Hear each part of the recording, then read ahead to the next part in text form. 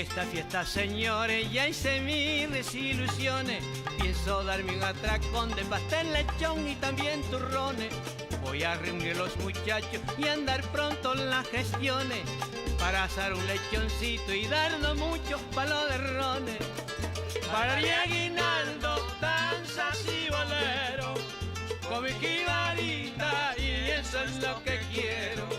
Para el aguinaldo, danzas y bolero, con mi jibarita y eso es lo que quiero.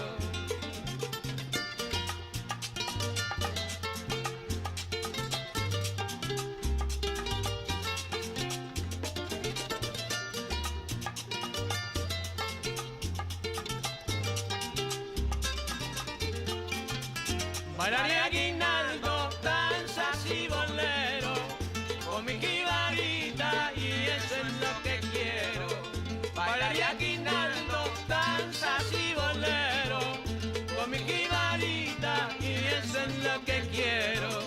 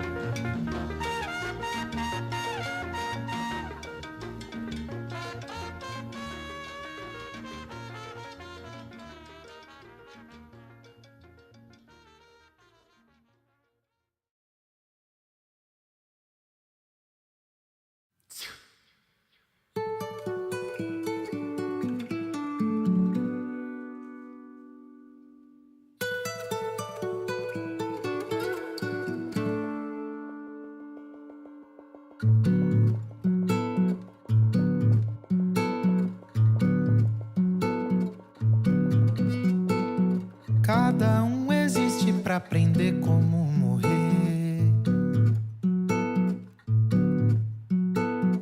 Cada coisa triste faz pensar em desistir. Se cada despedida despedaça o coração,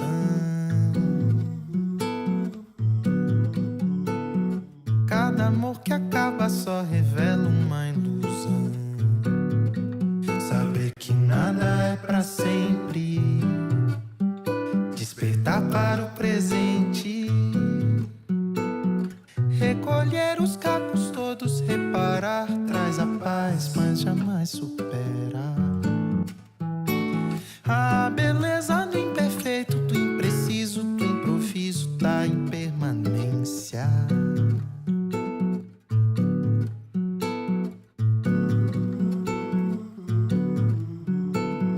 Cada um existe pra aprender como morrer. Cada coisa triste faz pensar em desistir. Se cada despedida despedaça o coração, cada amor que acaba só revela uma ilusão. Saber que nada é pra sempre, despertar para o presente, recolher os cacos todos, reparar, traz a paz, mas jamais supera a beleza do imperfeito, do impreciso, do improviso, da impermanência. Saber que nada é pra sempre, despertar para o presente, recolher os cacos todos, reparar, traz a paz, mas jamais supera a beleza do imperfeito, do impreciso, do improviso, da impermanência.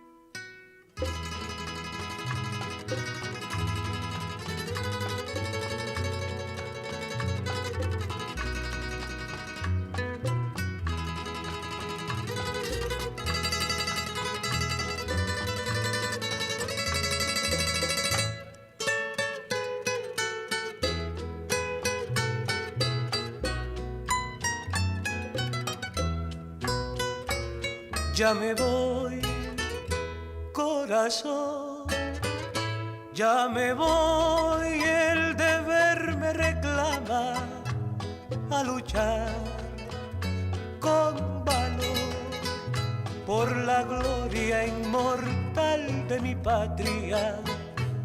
Ya me voy, corazón, ruega a Dios que regrese algún día, porque yo, donde estés, rogaré por tu vida y la mía.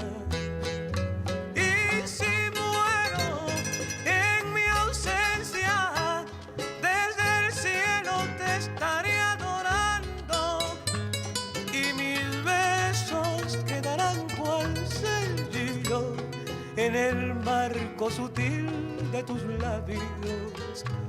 Ya me voy, corazón, ya me voy, el destino me aleja. Dime adiós, por favor, dame un beso y que Dios nos proteja.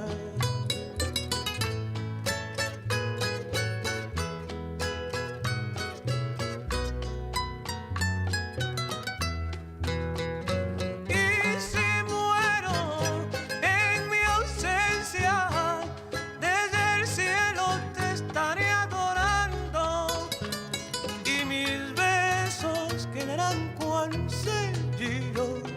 en el marco sutil de tus labios.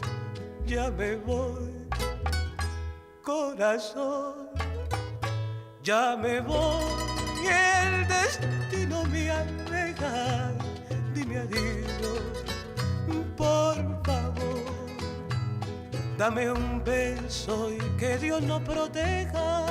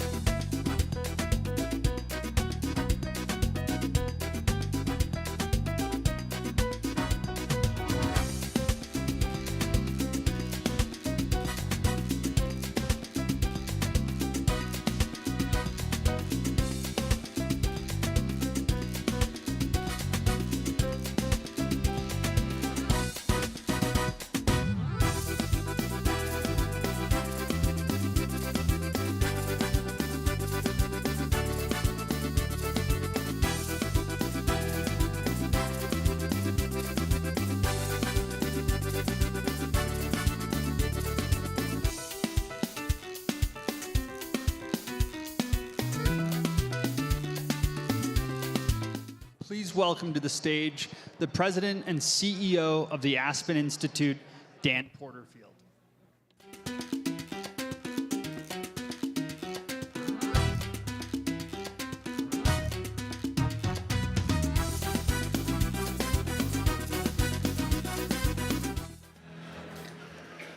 Good afternoon, and thank you for being here. Thank you for that walk-up song, the Colorado Rocky Mountain High, which is where the Aspen Institute was founded 75 years ago. And we are so excited to be here in Mexico City for our first CityLab in Latin America. Please join me in thanking this great city and its mayor for the extraordinary hospitality.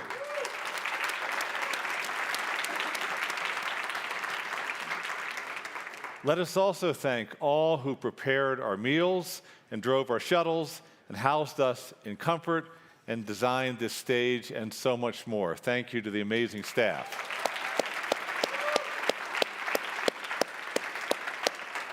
And let us also thank our Bloomberg Aspen colleagues who brought this summit into being, especially Patty Harris, Jim Anderson, Bumi Akinosotu, Ava Hartman, Elliot Gerson, the leaders of Aspen, Mexico, Enrique Baruga and Luis Geraldo de Valle, and of course, Mayor Mike Bloomberg himself. Thank you all.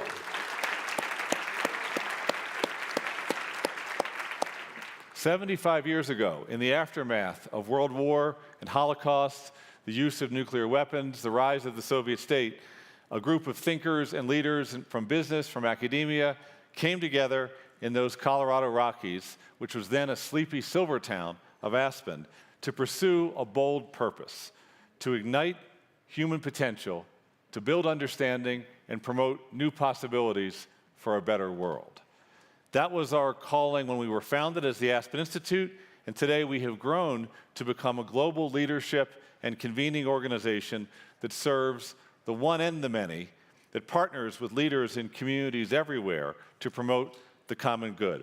And this includes 13 global Aspens, not only Aspen, Mexico, but also other Aspens like Aspen, Colombia, who is here today, Aspen, India, Aspen, Germany, Aspen, United Kingdom, and an incredible group, 10 colleagues, talking and organizing for freedom in Aspen, Kyiv, in Ukraine.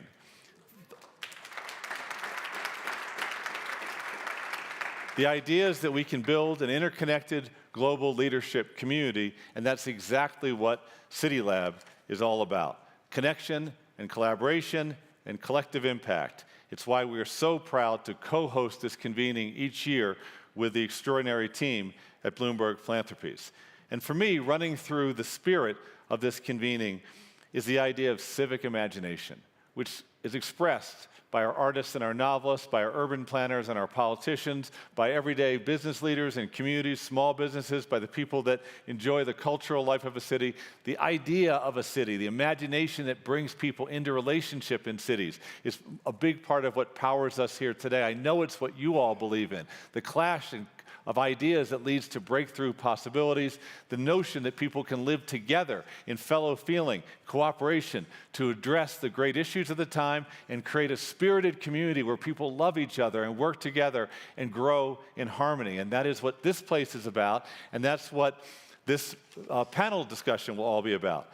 Over the next few hours, we will hear from the author and former mayor of Bogota, Enrique Peñalosa, in dialogue with the extraordinary journalist Eduardo Porter about how public spaces and projects are catalyzing Bogota's growth. We also will engage with Mayor Shin from Songnam, South Korea, and the urban planner Daphne Lundy, who will discuss the role of cities in fostering, yes, romantic relationships, and along with that, addressing declining fertility rates. It will be rated PG. Katya Echezarreta is a citizen astronaut, electrical engineer, the first Mexican-born woman to travel to space. She will tell us about how she's preparing young people to carry out advanced study in the fields of space, planetary science, protection of the planet. She'll talk about what cities can learn from young leaders pursuing moonshot innovations in cities right here on Earth. And then we'll hear from Juan Ramon de la Fuente, who joined President Sheinbaum's cabinet as Foreign Secretary this October, also one of the founders of Aspen, Mexico, and he will discuss Mexico's foreign policy and how cities can help. All of this adds up to a great opportunity for us to learn together and partner. We are here with people who are on the cutting edge of innovation and solutions. Thank you all for being here. And now join me in welcoming our first panel. Thank you.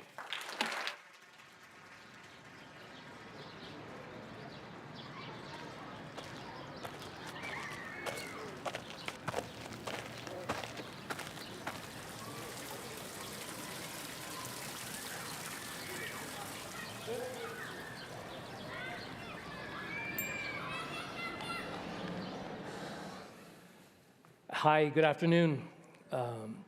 I'm Eduardo from the Washington Post, and I have here with us Enrique Peñalosa, 2-time mayor of Bogotá in Colombia, and equally important, if not more, author of Equality in the City, about what he wants to talk to us about today, in where he proposes that cities can be designed to mitigate the rampant income inequality that is part of this time. Now, we're all sitting here in a country where 1% of the population reaps over a quarter of the nation's income. So I think it is a very important subject to address, particularly here in Mexico City. And so, Enrique, my first question to you would be, how can cities help? I mean, when one hears about, responses to income inequality, one normally thinks of redistribution, taxing the rich to give money to the poor. It's not about how you design a city. But evidently, the use of public space can also contribute to equality and mitigate against inequality. So tell us, how does this work? Well, clearly, with the market economy, even if you can improve somewhat, there is income inequality. And cities can do much. And I would say there are 3 kinds of equality cities can build. One is leisure equality. I mean, it's during leisure time when inequality is most felt, not so much during sleep time or work time, but when people go into their leisure. So a great city, rich and poor meet in great public spaces, in sidewalks, in parks, ideally in transport. Another kind of equality is what I would call a quality of life equality, that everybody should have access to green, to sports facilities, to music lessons without being wealthy. And the third kind of equality is what I would call democratic equality. All constitutions say that all citizens are equal before the law. If that is so, then also public good prevails over private interest. And so that's so powerful that you can even use eminent domain to take over a golf course, to buy it, of course, to do a public park. Or if all citizens are equal, a bus with 150 passengers has a right to 150 times more road space than a car with 1. Or someone in a bicycle has the right to the same amount of road space as the one in the car, or a pedestrian has the right to the same amount of road space as somebody in a car. This sounds theoretical, but can be very powerful. So tell us, in fact, about how this works in practice. I mean, you were mayor of Bogotá twice, and so you implemented some of these ideas. So tell us how it worked in practice. Well, it's, for example, I had a war. I was almost impeached. I had my hair black before this. For doing something that seems very obvious, getting cars off the sidewalks or where there should be sidewalks. Because, of course, in developing countries, and at that time, even more so in '98, those with cars were only the wealthiest minority, and those who walk mostly tend to be lower-income citizens. So it's a war to get public space for people. Also, so we did something that had never been done there. We did bikeways, even much before New York or Paris. And again, we created a network of bikeways, protected bikeways, more than 250 kilometers long at that time. And today, in Bogotá, we have more than 1 million bicycle trips per day. Again, I was not thinking in the environment. Great if it's good for that, but it's because we were trying to, the bikeway shows that a citizen on a $100 bicycle is equally important to owning a car. We also created the BRT, the Transmillennial Bus System, based again in this principle, and now it moves 2.5 million people daily, and is being increased by more than 60%. We did also some land reform, urban land reform. We did housing projects intervening land in the 2 times I was mayor for around 500,000 people. Clearly, this land issue is very important. And we even did things like turning the polo fields and the riding facilities of the most exclusive country club in the country into a public park. I mean, these things sound great, but they also sound incredibly politically difficult. And so, I mean, I guess my next question would be, how do you build the political consensus to battle against kind of like power structures that are not going to like the golf course to be turned into a park? Like the NIMBYism that one sees in many cities where even very progressive and liberal communities resist construction that will bring perhaps poor people into their communities. There's a very great recent example of the other city in which I live, which is in New York, where there was this plan called congestion pricing. They took years to put it together. It was a fantastic plan to charge people to go into New York City, into Manhattan, with their car, and they would use the money from that fee to invest in public transport. Well, they finally got a deal, and weeks before it was going to be implemented, the Democratic governor of New York nixed it. And why did she nix it? Because she needed 5 congressional seats in suburban New York in this coming election. And the suburban voters around New York City hated congestion pricing. So, and this was, I mean, really a massive upset in a very liberal city. So if New York can't do this kind of stuff, what can anybody else do? Well, it was very difficult at first. Huge war. Now in Bogota, nobody would question that wherever possible, you have to create an exclusive bus lane because it is more efficient, more democratic. But of course, we lost many battles. I only told you about the ones we won. For example, we were going to do some park around a nearby reservoir with a bikeway, where there were many country houses of upper-income people, and they were able to manipulate, let's not go into the details, the environmental agency to block this part because they did not want the people going in bicycles in front of their homes. Or we were going to do this, Bogota has some beautiful mountains alongside it, and to put a walkway along the mountains, and the upper-income people didn't want the lower-income people who have homes next to the mountains walking through the neighborhoods on the way to the mountain path, so they were able also to. I would say there are many ways to construct equality that do not imply conflict. Like, for example, when we build beautiful libraries or cultural and sports centers in low-income neighborhoods, they construct equality, or beautiful schools. We made a lot of schools, the hundreds of parks. But they are not difficult. But perhaps I think the most important ones are those that imply battles, conflict. And that's, but I would say what I try to say in my book is that one of the biggest obstacles to creating a better city is inequality. And also a good city constructs equality.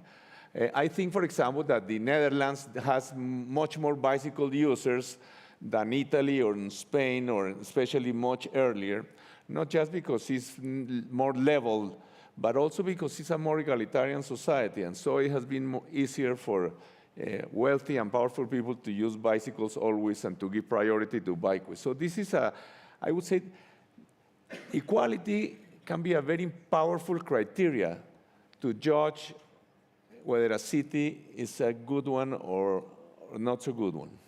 So before the trapdoor opens and we're sent into another dimension, let me squeeze in a last question here. I think your most important recommendation is about the future. You make this observation in your book that about 80% of the urban space that we'll be living in the year 2100 has not yet been built. It will be built from now to then in Africa and Asia mainly. So what can we learn from how we've built cities so far to make this a more egalitarian kind of project?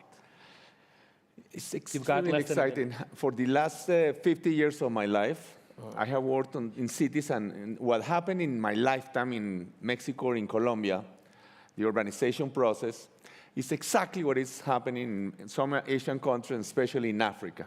I mean, the African cities are going to grow 20 times over the next 40, 50 years. And I think Latin America has so much to teach them, not for what we did right, but for what we did wrong, so that they can avoid all these mistakes. One great advantage they have is much of the land is publicly owned. For example, they could have cities with thousands of kilometers of greenways, crisscrossing them in all directions, or many roads only for buses or bicycles. They could do a completely different urban design that could make cities better than anything else that has been built in the world so far. Well, we hit it right on the money. Well, thank you so much, Enrique. Thank you. Perfect.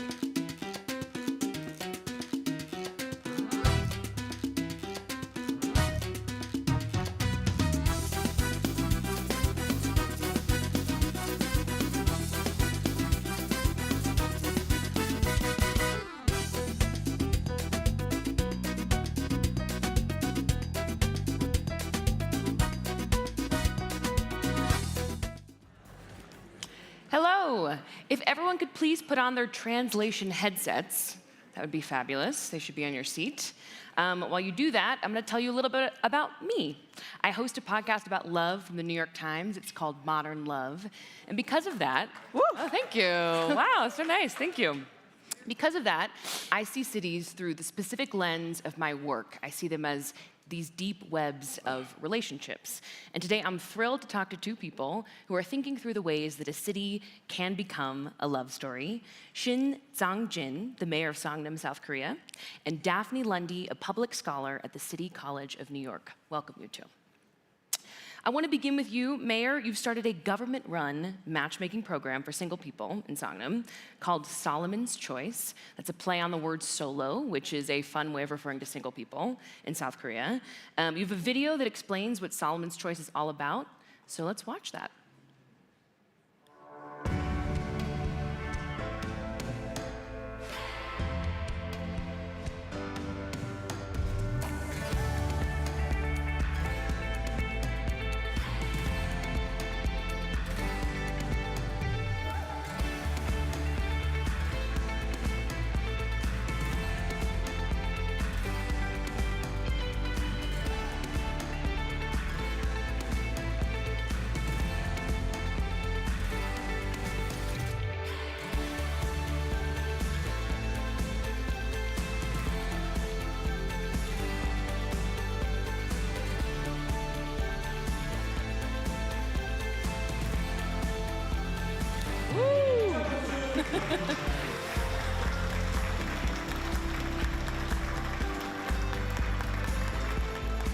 저는 좋은 기회라고 생각하고 이런 사업이 다른 곳에도 꼭 필요하다고 생각합니다.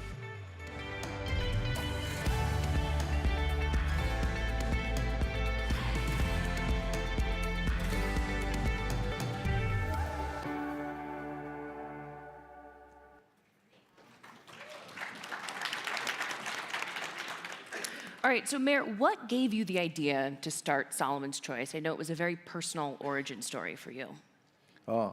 저희 딸이 Yes, I've got two daughters. One is 34, another one is 32. They both working really hard, and they really can't spare their time to date. So it's always been my concern as a father. In Korea, South Korea has got a serious problem with the fertility rate. It's 0.72. So in order to overcome this low birth rate, we do tackle this issue with various strategies, but not many solutions that we came across with. So as a mayor, I thought it would be a good idea to approach and inspired by my two daughters, I thought it would be a good idea to start with something like a Solomon Choice. So that is the background. Oh, yeah. Oh, yes. 이거 하나 드릴까요? Should I give it? Thank you so much. These are the name tags they use at Solomon's Choice events. Solomon Choice. I will Thank wear this for the you. rest of my time here. You're a very good dad. That's a beautiful origin story. So you mentioned some statistics in this video, but South Korea has the world's lowest fertility rate at 0.72 in 2023. And Solomon's Choice events are part of a larger initiative to increase the number of marriages and therefore births in South Korea more broadly. And there have been critics to this approach, people who say that the obstacles to marriage or having kids are much more structural or cultural, such as long work hours that prevent people from leisure time to date or inadequate maternity leave. What would you say to those perspectives? 물론 만남의 기회가 Yes, I think just giving them a chance to meet up with a possible partner would not necessarily increase marriage rate or fertility rate. I do believe the low rate of marriage and fertility has got more complex reasons behind. But for Seongnam City, it's a very close to capital city Seoul, which means that Seongnam City is a very expensive city to live, and long working hours. There are various difficulties that if anyone wants to get married and have a kids. So we do need to have a step-by-step approaches. But as a starting point, having a Solomon's Choice would be a good starting point. And so not only Seongnam, we started in Seongnam City, but other cities in South Korea started to adopt this event, and I think it would definitely contribute from a fundamental point to giving young people at least starting to have a chance to open up their mind a little bit. Incremental approach.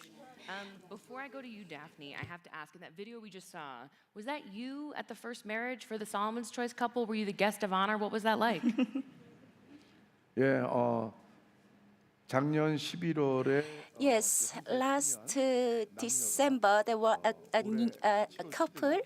7th of July this year they got married, and there's a second couple is going to be married in September. I am absolutely delighted, and Solomon's Choice it's a fantastic outcome, really. So I was very happy. So I attended the wedding. And for the last 460 pairs went out to have a date, and among them, 40% are dating. They are still dating. So we did conduct a survey, and 78% of those who are still dating considering possibility of getting married. So I think in Korean culture, we don't have kids before you get married, which means you did need to have a wedlock to get married, and it's only 47%. It's the lowest possible. So, compared to other culture where 45 kids can be born out of wedlock, in Korea, marriage is a must before anyone to consider to have a baby. So I think it's a good sign. You got to get the tux ready. You have a lot of weddings upcoming, it sounds like. Daphne, let's talk. You have a background in urban planning and climate policy, and you co-created the project Romantic Urbanism, which I am fascinated by.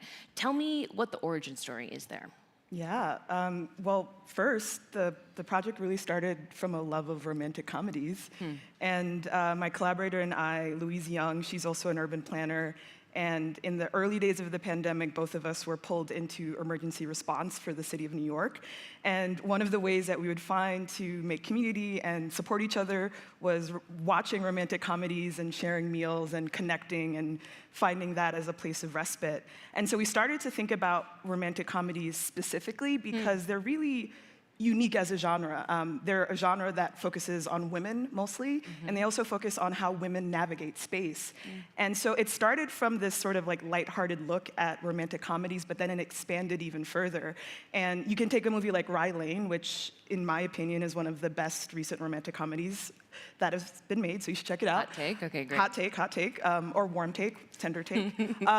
But then you can take a film like that and see how through them navigating South London, specifically Brixton, you're learning about their relationship, but you're also learning about a unique part of Black London as well. And so that sort of started us thinking about other ways that we can sort of revisit sort of urbanism tropes through this lens of romantic comedies and romantic urbanism in general.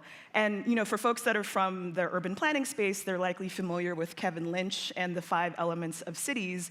And we started to sort of break these apart and sort of focus them on this idea of love. And so you could take a landmark, and you know, we think about landmarks as a building, a tower, a site, and we could start to ask ourselves, what are the landmarks of your most significant relationships? If you're trying to introduce somebody to your city, what would you show them? And I think for some people it might be the Eiffel Tower if they're Parisian and they have a connection to the Eiffel Tower.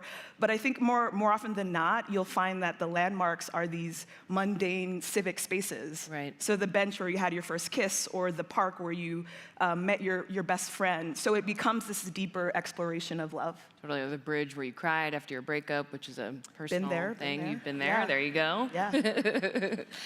So something I really love about this concept of romantic urbanism is that it doesn't privilege romantic love over other types of love, right? Family, friendship, neighborly love. Can you talk about how those different types of love are important to your work and why it's important to approach from this kind of non-hierarchical position? Yeah, I reflect on my own experience as a native New Yorker, and there are many things about my life that were shaped by romantic relationships, but my life was equally shaped by the friends I made, the family I had, the way they supported me through different phases of my life. And so when we think about sort of the infrastructure that supports people, yes, it's having potentially a romantic partner, but it's also important to have friends and community support. And so that's why it's been really exciting to developed this work over the past year plus. And something that we did over Valentine's Day was that we did a call for projects, romantic urbanism projects, and we got 80 respondents from around the world. And so over the next couple of years, we're developing essays, public activations, and art that really touches on this theme of romantic urbanism. So 2 pieces really excited about. One is a piece exploring paratransit and the ways that people with mobility issues use paratransit and form communities in that space. And another piece that we're interested in is bodegas, and thinking about bodegas as care infrastructure, where you buy medicine for a sick friend, or where you buy things to prepare a dinner. So thinking about those different pieces. And to make a small plug, if you're in New York City, next Sunday, we're doing Department of Tenderness, which is a speculative government office. How cool. Perhaps they should talk to you, Mayor Shin, to think about ways to really get people thinking about love and public space. So we'll be doing that next week. Wait, tell us a little bit more. So it's in New York on Sunday. You're going to have these signs put places. Yes, it's going to be New York, Sunday, October 20th, Kensington Plaza. And this speculative office is meant to have people think about ways to reshape streets and other spaces through this lens of romantic urbanism. So our sister agency is NYCDOT, Department of Transportation. So we're riffing off of that structure, but we're using that as a space for people to think about love landmarks, to think about ways that transportation shapes relationships, but really using this idea of speculative bureaucracy to start a conversation about love in cities. We should have put some of these signs up around here, huh? That would be fun to have a hug station at this conference. All right, I want to ask questions to both of you just to close us out. With both of your work, you're thinking about sort of broad-scale solutions for what some might consider personal problems, right? Loneliness, trying to find your person. Why is it important to approach these more so-called personal issues from a broad, citywide level? I'll start with you, Mayor. 네. 저희는 솔로몬 얘기를 해주세요. Well, Solomon's choice is one of the approaches. There are lots of people who feel lonely, and in Seongnam City, there are lots of one-person household, and we, as a city, we do have a supporting center where one person household can meet up all together and to cook together or go watch a movie together, so they can have some kind of intimacy. So as a local government or a city, I think it is important to make that opportunity environment for any individual lonely people can get together. Thank you. And Daphne, what do you think? Yeah, one thing I'd offer is a bit of a reframing. I think something that we're experiencing now is the fact that a lot of policies are personal. They shape our lives, they shape how we feel. And you know, I'm reflecting on what Mayor Brugada offered earlier today, this idea of care infrastructure. And I think another word for care is love. And so to the extent that we care about how residents of cities love, whether it's romantic or friendship or through family, ensuring that they're able to do that is also another way to ensure that their well-being, their mental health is looked out for. And so I think it's part of the different types of infrastructures that policymakers, planners have to think about when they want to make sure their citizens are okay. Love is just as important. Okay, I'm going to do one more question. So I ask this question on my podcast a lot. It's very broad, but I know you guys can roll with it. Through the work that you do, both of you, what do you think you've learned about love? I'm going to switch it up and start with Daphne. Yeah, I and many other people reread Bell Hooks' All About Love in the middle of the pandemic. And I think something through this work and her work I'm reminded of is this idea of love as action, love as a verb. It's something that we have to constantly work on.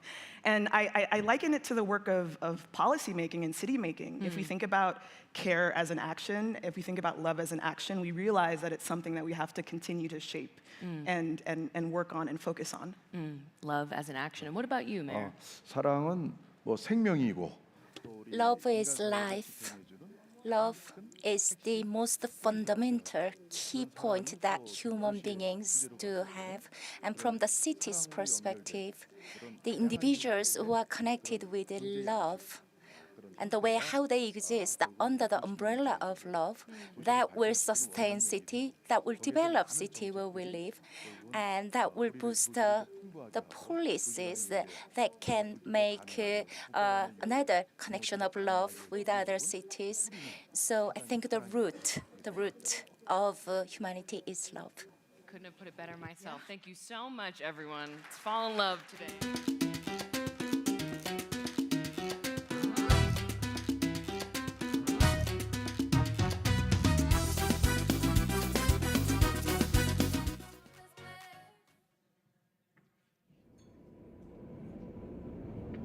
Próxima estación, Zócalo.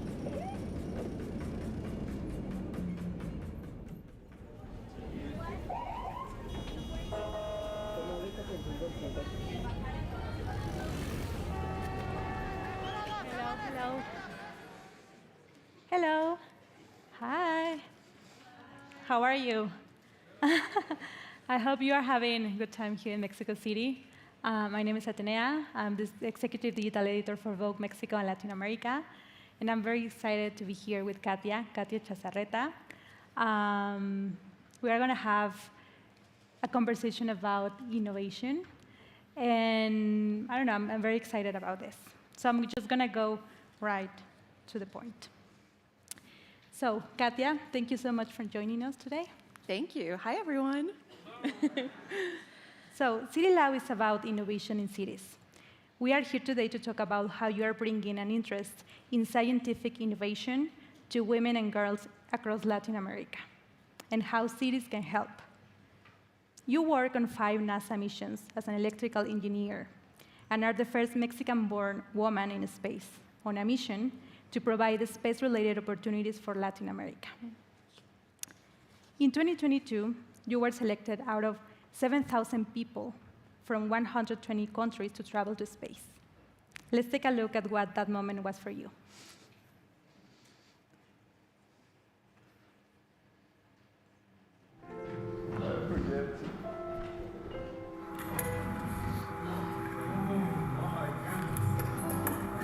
Control to me.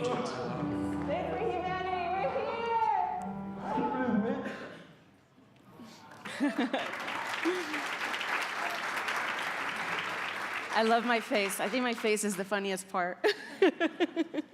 So Katia, tell us, how did going to space impact your interest in innovation? Well, I think ever since I was a little girl, I've just been completely and absolutely fascinated by technology and science. Sometimes we don't necessarily have the words to describe that when we're young, but as I started growing up, it just was a recurring theme for me throughout my life.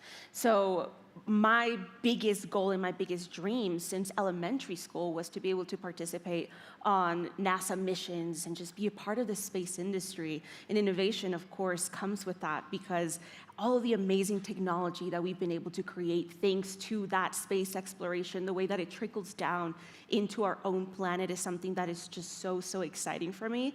So just yesterday, for example, we had the launch of Europa Clipper, which is an orbiter that is going to investigate Jupiter's moon Europa. This was actually my very first NASA mission as an electrical engineer, where I was actually working on this for years, full time. So that moment was just so bittersweet, knowing that so many years of work went into that, and just to watch it go, to watch it soar is such a beautiful, beautiful experience. So, I mean, I've been lucky enough that I've been able to not only watch my own technology go to space, but also launch off to space myself. So I know what Europa Clipper felt yesterday. How did your own interest in space and engineering start? So this is actually a really funny story. I, of course, always felt it. I like to say that I was born like this. But I remember going to a science museum when I was very young. I was in elementary school, and they essentially had a simulation of what a career in the space industry would be.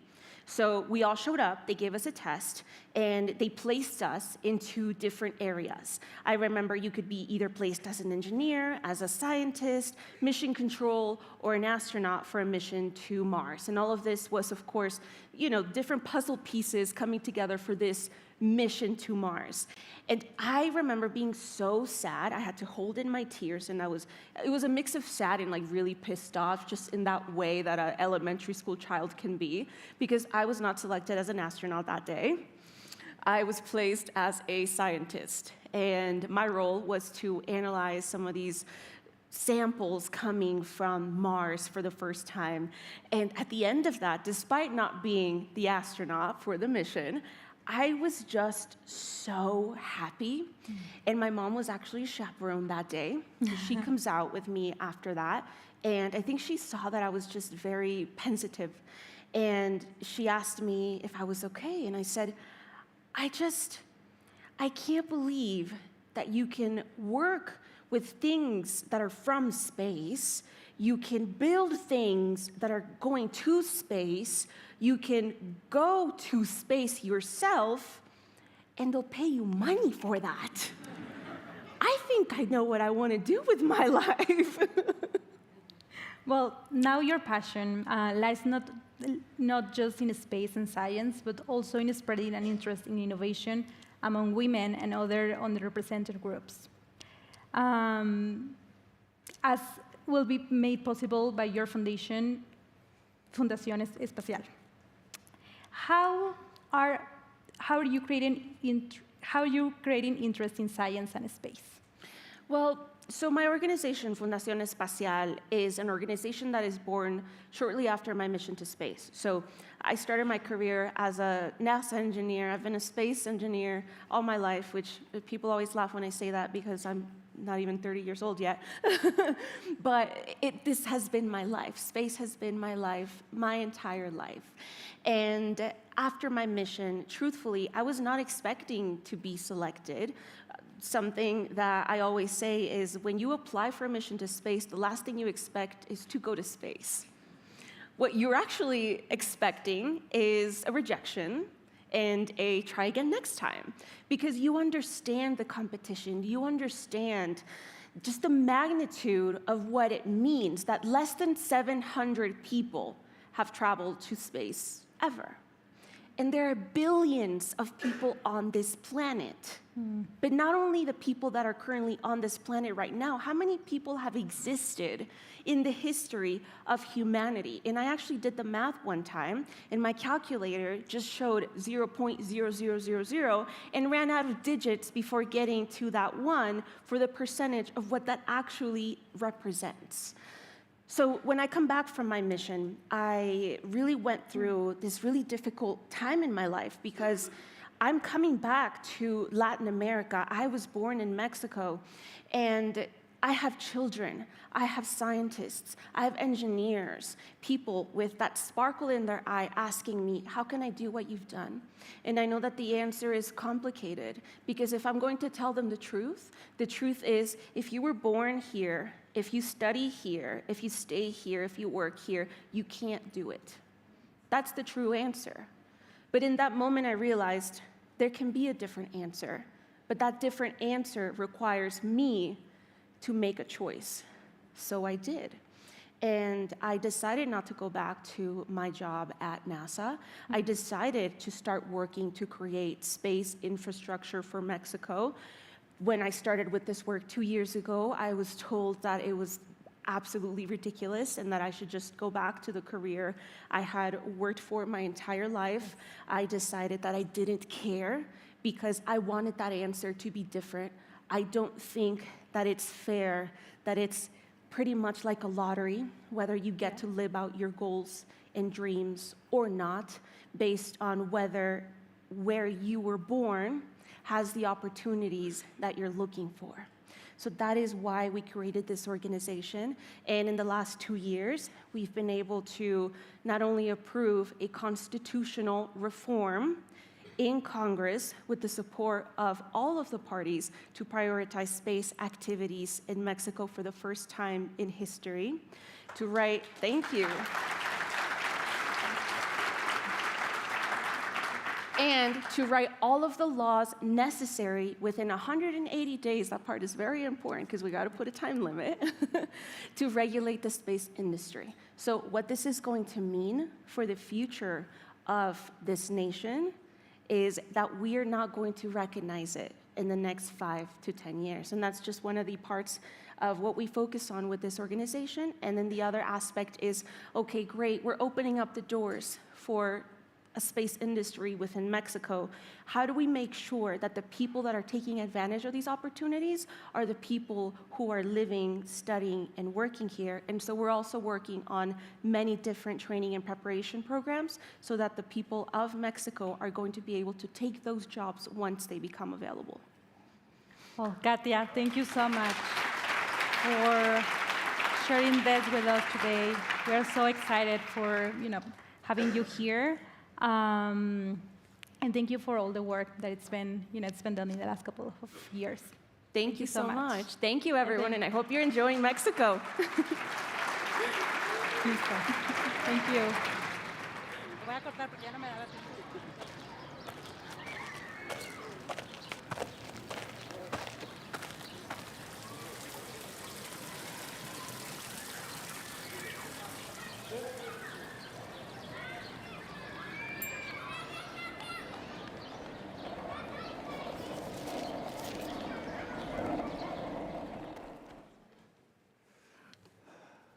Thank you so much for attending this very important talk, perhaps the most important talk of all day, I will say. We had some words this morning from the mayor of Mexico City about the challenges with water here, but what we have gathered for this panel is a terrific group of people dealing with their own challenges with water in different parts of the world, with slightly different solutions that I think are really interesting across the board. So we'll get straight into it. We have too many people, too little time, and I will have you introduce yourselves. Tell us where you're from and the challenges that you've been facing. Sure. Well, I'm Lauren McLean. I serve as the mayor of Boise, Idaho. We are a city that's a high desert city, kind of nestled in between foothills of the Rockies, have a river running through it, and we are the most isolated city of our size in our country. Our challenges, like cities around the country, around the world, are that we want to make sure that as one of the fastest growing cities in the United States, that we're prepared for a climate-constrained future, and that we can have ensure that we're set up for economic opportunity for our residents. And water is a big part of that. We don't own or operate our drinking water system, but we look to our water renewal system, a lot of people call it the sewer system, for solutions for the future. Thank you so much. I'm Engineer Nation Mangi Moguna, responsible for provision of water and storage services in Nairobi, Kenya. Nairobi is a city of around 5 million people. Water supply is provided by a company which is owned by the county government of Nairobi. The way it is in Kenya, we have 2 levels of governance, the national and the county government. So the county government is the second tier of governance and is the owner of the company which manages water and sewage services. Now, the city has been experiencing water supply problems. The city is only able to produce around 59% of the water demand. The water demand is around 900,000 cubic meters, and what the installed production capacity can be able to achieve is 525,000 cubic meters of water per day. Thank you so much. Yo voy a hablar en español primero, así que si quieren. I'm going to speak in Spanish, so if you want to put on headphones. My name is Aurelio Zunino. I am the mayor of Montevideo, Uruguay, a city that until a few years ago, to talk about water crisis in Uruguay sounded like utopian and really strange, especially taking into account the density in terms of water, both subterranean as well as superficial. But as of 2 years ago, we had a crisis, a pretty significant one, with the supply system. And this also has to do with the climate change processes that we've been undergoing. And as the mayor of Montevideo, we had to generate policies to see how we could supply the water, especially in the most vulnerable areas and the most vulnerable household access to drinking water when we were in the middle of a crisis. So that also leads us to think that this, which was something that we hadn't foreseen or rare for Montevideo, in effect, today it prepares us to think about investments in the medium and long-term, preventive actions, and mitigating actions that we're going to have to implement. I said that Montevideo has about 1.4 million inhabitants. Okay, I introduced myself. Gracias. So, I mean, we're all sharing this warming climate. We're having these droughts that are exacerbating. We are finding different solutions to this, though. What tools are at our disposal in these different parts of the world? I'm particularly interested in yours. I've written before about water purification, the technology being to the point now where it comes out so pure when you're treating wastewater that you have to put minerals back into it or it's unhealthy. It's this really fascinating technology. You're not doing potable, but talk to us about how you're deploying this technology. Sure, and I want to step back just a tiny bit because our job, our city's desire is to prevent crisis, and so we're looking at preparing for a more resilient future and looking to solutions to prevent crisis in the long run. And so we actually went to the people. We said, these are the likely challenges. These are some solutions that we have. And we had conversations throughout the city, thousands of conversations, to get feedback on a plan that we created, our Water Renewal Resource Plan. Sent it to the ballot. We did a $570 million bond that was for clean water and climate action. And about 82% of Boise residents said yes. And with that approval, we were able then to get real about a water recycling program. Because we don't have our drinking water, we knew we couldn't do it there. But so we looked at how we could actually work in partnership, ultimately, provide solutions to companies that are looking for climate hedges and climate resilience as well, and wanted a clean water solution for their manufacturing. So with that bond approval, we've actually purchased land. The last year and a half, we've been doing a pilot in the parking lot of Micron Corporation in cooperation with the University of Idaho, so water specialists. We even give tours to the public of this facility to look at how it works. We're tracking data.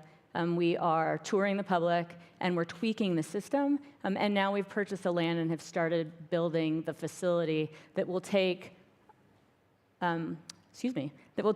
dirty water and recycle it super clean in a way that we can actually then provide it to fabs and other manufacturing facilities or industrial facilities. So our drinking water that's privately held by Veolia can be there to drink, and we can take dirty water, make it really clean, and provide it for jobs. This is actually a really interesting through line to what you all are doing here, which is the engagement with the public. You can't go about deploying these solutions without talking to the people first. Maguna and Mauricio, I think maybe if you wanted to talk here about the ways that you organized people around water usage, going from there, going forward, are you engaging more with the public as the world generally tends to dry out? No, thank you so much. Now, as I said, the demand of water is quite high compared to the supply. So what we did is we divided the city into 4 corridors so that we can be able to channel water particular hours to various customers along the 4 corridors. Now, within a week, we are able to pressurize every corridor properly so that people can get enough water to store in their houses and use that water. Now, the water in the city lands into 4 locations. So we modeled it based on the major arteries, major pipelines, which distribute water in the city. And we prepared a program which we normally call equitable water distribution. This program was given to the customers. They were informed how we shall be operating the systems. So every customer knows the day they are supposed to receive their water, the hours they are supposed to receive the water. And we make sure we follow that program so that the day you are supposed to have water, you have water in your house. And it has really worked because of communicating to the customers. We keep on communicating with the customers. If there is any breakdown, we communicate to them, telling them this particular day you won't have water. We won't be able to change the program. We don't give you the water this particular day. And it has really worked because if you come to Nairobi, you won't realize there is not enough water because you won't see a tanker easily. The city lands well, but it is based on that equitable distribution program. Now, again, in the areas where the customers, most vulnerable customers live, we ensure they get water 24/7 to avoid breakdown of any waterborne diseases. When I'm talking about the less fortunate people, it's the informal settlements where the poor lives in the city. So we ensure those areas get water 24/7. The areas where most of you live, we make sure they get less water because you can be able to have storage capacities within your compounds. People who live in apartments, again, we make sure we take adequate water to those apartments, the hours they are supposed to be getting the water. And as I've said, it really works for us. Now, what are we doing to solve that problem? Because of the way the structures of water and governance in the country are, the national government is responsible for the development of water sources and development.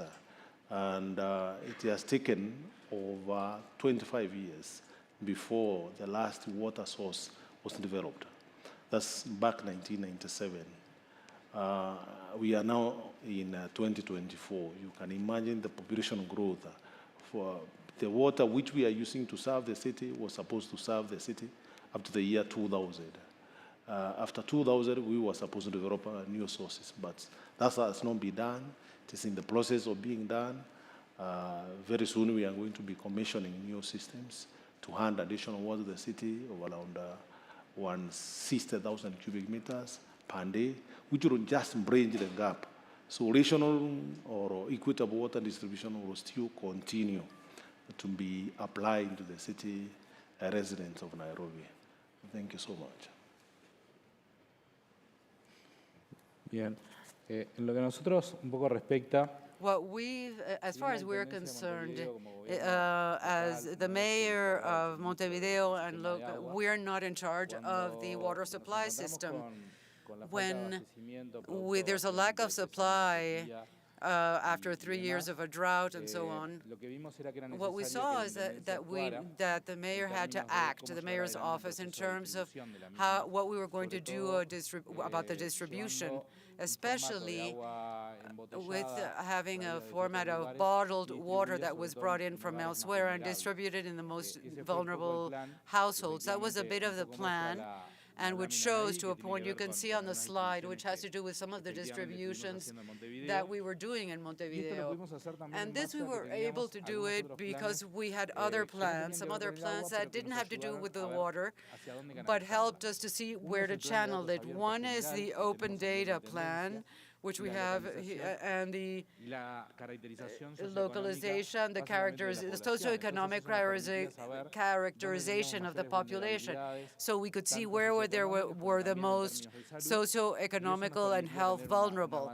And this enabled us to move forward as to where to channel the water. The second thing were work tables or round tables that we could talk about with the residents, the possibility of moving forward with these actions.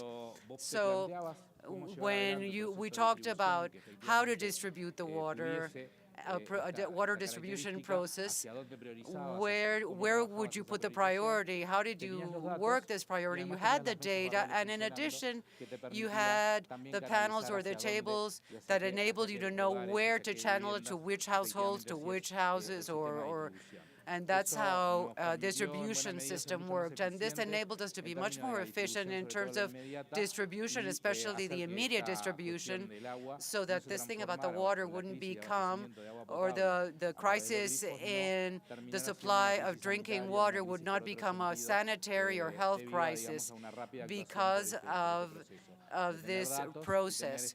So to have the data and have the space where, in effect, we talk about with the residents, and then we distribute that power, we distribute the water based on those conversations. And speaking of distribution, I was curious also about maybe any other infrastructural changes that you are considering. I'm a big fan of sponge cities, this idea that you build out green infrastructure that soaks up water into underlying aquifers, beyond treating wastewater. Are there ways both on a city scale that we can do more green spaces, but also on maybe a household scale with rain catchment systems, so we can just lessen the demand on the water infrastructure to begin with? Well, what we've looked at in Boise is, and in my mind, it all goes back to people. Our residents want us to lead. They know, and so often they're ahead of politicians on understanding and wanting to see resiliency measures taken. We have a climate action plan, and our clean water work is a big part of that. But we're also looking at, as you mentioned, nature-based solutions. So I'll talk about that probably, but over the household part of the question. We have as a goal to double our tree canopy by 2030. That'll cool the neighborhood. It doesn't necessarily impact water. But in addition to doubling the tree canopy in our city by 2030, we've committed and actually already completed planting seedlings up in the national forest above our city. It's a headwater strategy. So planting 235,000 seedlings in the national forest above our city to protect water quality, water habitat as it comes downstream. Because in addition to groundwater, we rely on surface water. So looking at that, and have really partnered and called on our residents not only to help us meet our climate action goals, of course, but to take as many measures as they can themselves, while also participating in the work that we're doing to expand our water renewal system. One of my favorite parts is I really believe that if we're going to get residents to take action, I don't have all the tools that a lot of cities have in a Dillon Rule state, but if we're going to partner with residents and get them to take action, we've got to engage them from the beginning. And as I mentioned early, engagement to get to the point where we had a plan and success and buy-in from residents was key.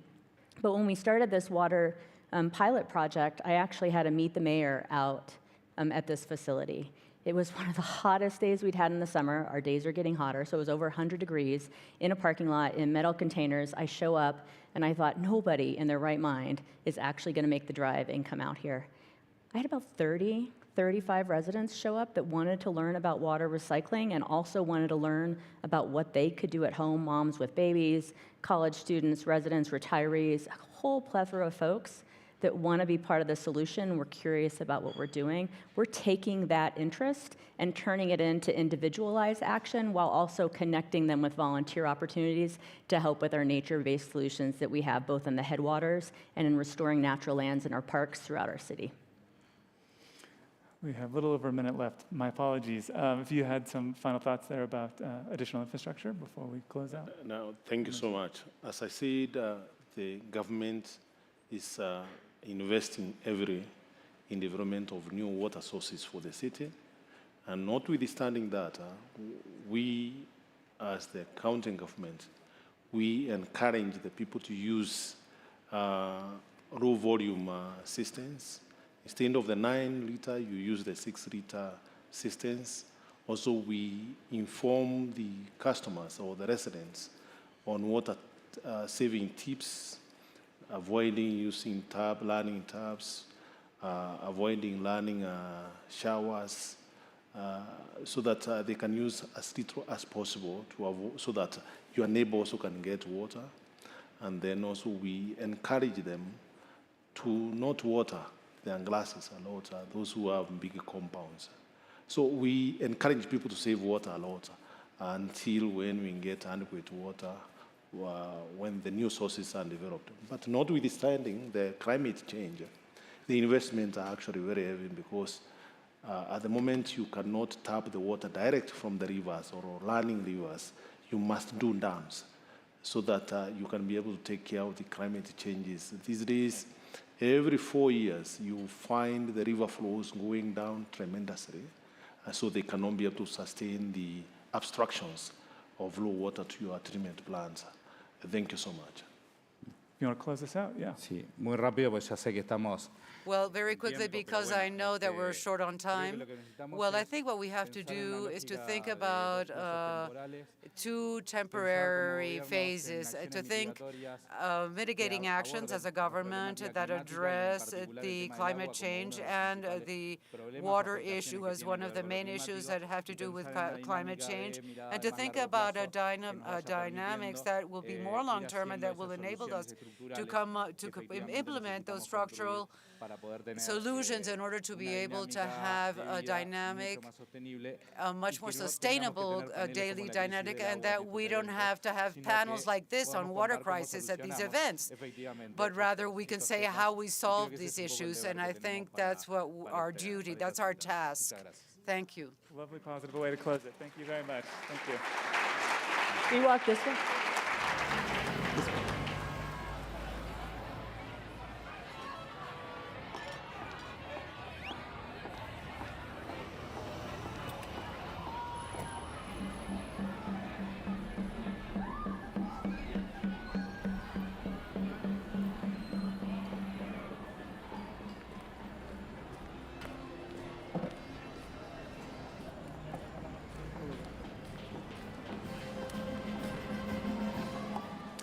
Good afternoon. My name is Adam Freed, and I lead the sustainability practice at Bloomberg Associates, where I help mayors achieve their social, economic, and environmental goals, including on affordable housing. Now, before we dive into today's session, I want to do a quick poll. If affordable housing is a challenge in your city, please raise your hand. Wow. All right. Now, one other question. If it's one of your top issues, please put your hand up again. Just look around the room really quickly. Almost every hand in the room is up, which we thought was going to happen. As your hand showed, the availability of high-quality, affordable housing is an enormous challenge for cities around the world, regardless of their size or geography. But at CityLab, we like to focus on solutions. So we're here to share some incredible actions being taken by 5 local governments from around the world to create more housing for their communities. These rapid presentations, which span 4 continents, will hopefully spark your imagination and help you unlock opportunities in your cities. First up, we'll hear about a rapid housing initiative for residents experiencing homelessness in the United States. Please welcome Josh Humphreys, who serves as the mayor's policy advisor for housing in the city of Atlanta, Georgia.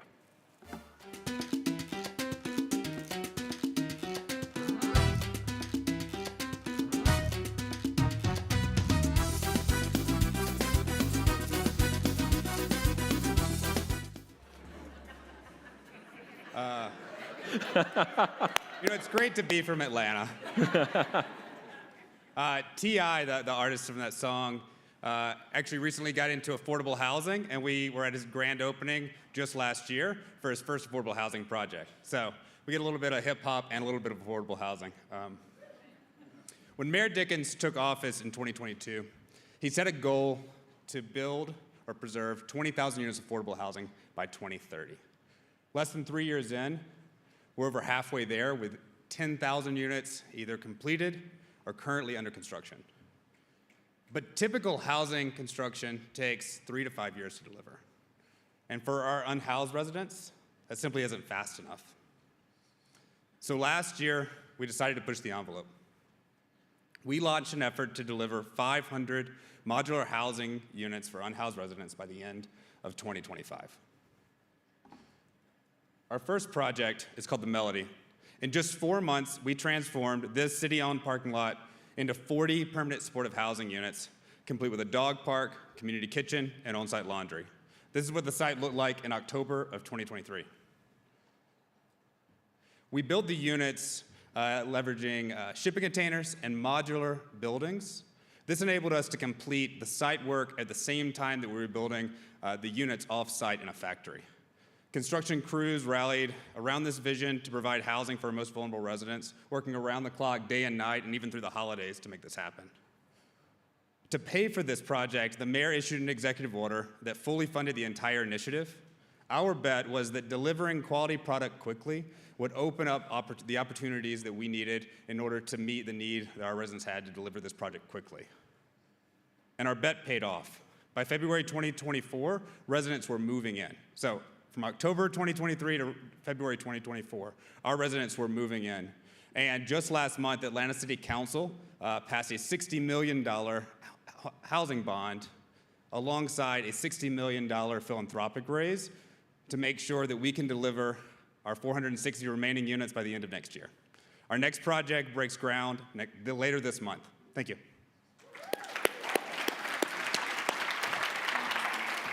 Thank you so much, Josh. And I'll note that the presentation Josh just gave is one of the ideas that's featured in the Bloomberg Cities Idea Exchange, so an opportunity to learn more. Now, are you guys ready for the next city, and we're ready to go? All right. Joining us from Namibia to share how they're upgrading informal settlements to create new and improved housing, please welcome Mayor Queen Kamadi of the city of Windhoek.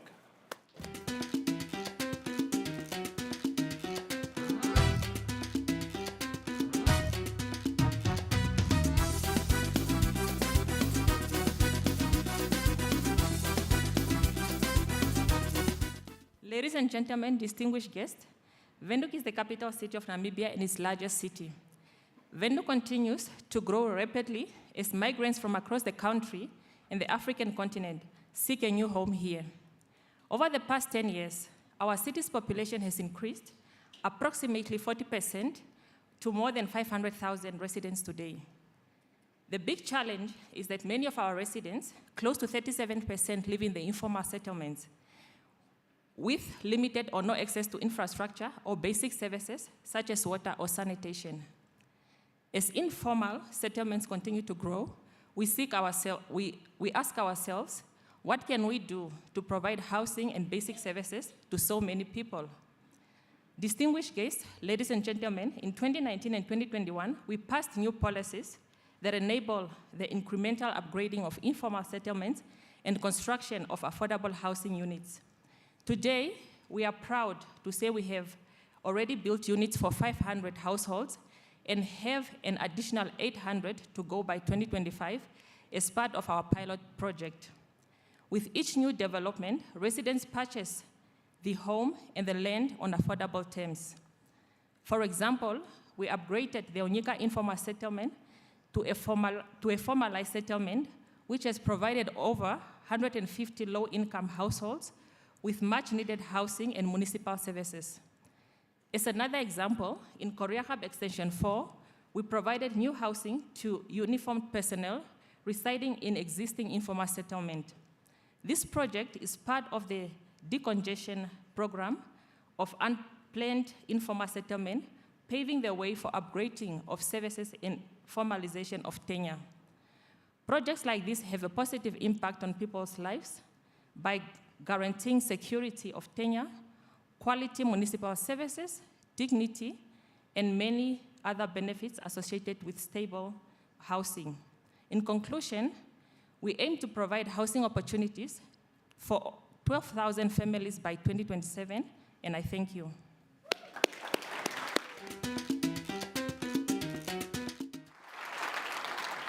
Now let's move to Europe to hear how policy and process improvements are making zoning changes easier and more impactful.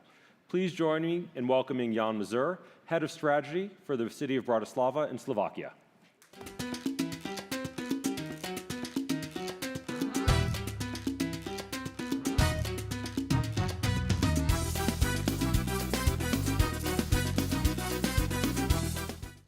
Hello, it's so good to be here. Housing affordability in the beautiful city of Bratislava has been in decline ever since the fall of communism. The city lost almost all of its housing stock in the 90s and 2000s. It hasn't been able to build enough public housing, and changes to zoning laws have been too slow. The result is that the affordability of both rental housing and home ownership continues to worsen. To counter this trend, we recently created a zoning policy, thanks to which changes to the master plan are faster and private developers contribute to the creation of public housing and public infrastructure. Because these changes to the master plan increase land values, the city has created a predictable, fair and transparent policy in which part of the profit from these developments is shared with the city through contribution. The policy is now fully adopted and used across the whole city. The pilot project yields 143 apartments, which are currently being built and will soon be provided to the city as affordable housing. This means an increase of over 16% of city-owned housing stock. An additional approximately 1,300 apartments are in the pipeline, and an additional 63 million euros have been secured for public investments in brownfield areas. The upzoning projects currently under consideration will almost triple the city's current housing stock, while allowing developers to provide additional housing to the market. And our takeaways: build policy that is fair, take developers as partners, and develop smart strategy ahead of changes to your master plan. Thank you. Thank you, Jan. Now let's go to Chile, where they're increasing density to support multi-generational families and create vibrant communities. Here from the city of Renca, please welcome Deputy Mayor Julian Gallardo.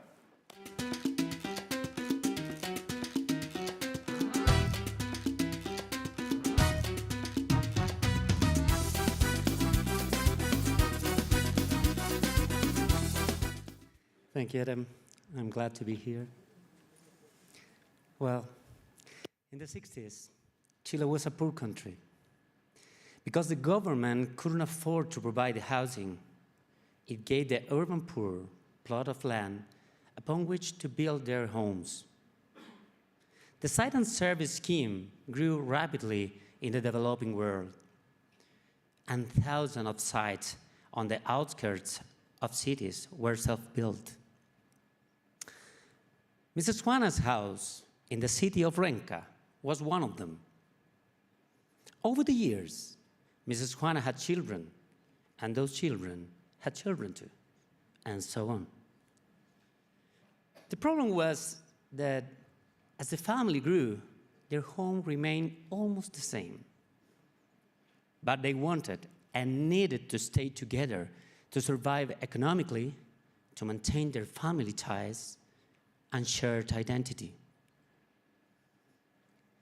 In an urban sprawl model, providing Mrs. Juana's family more space would mean the destruction of this critical support network.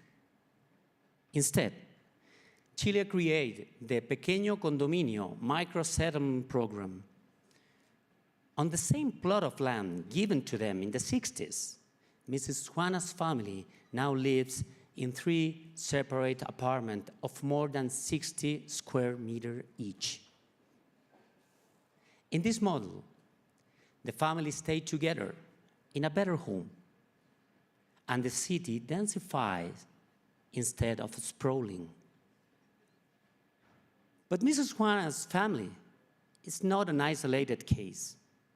6,000 plots just in Renca, and more than 200,000 in the greater Santiago could tell the same story.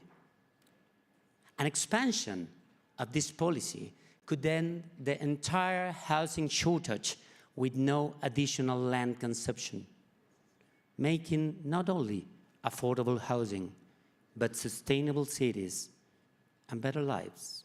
Thank you. Thank you, Deputy Mayor Gallardo. And for our last great idea of the day, we'll shift to the county where I actually grew up. Here to talk about an innovative local funding mechanism creating high-quality public housing in the United States, please welcome Chelsea Andrews, President of the Opportunities Commission from Montgomery County, Maryland.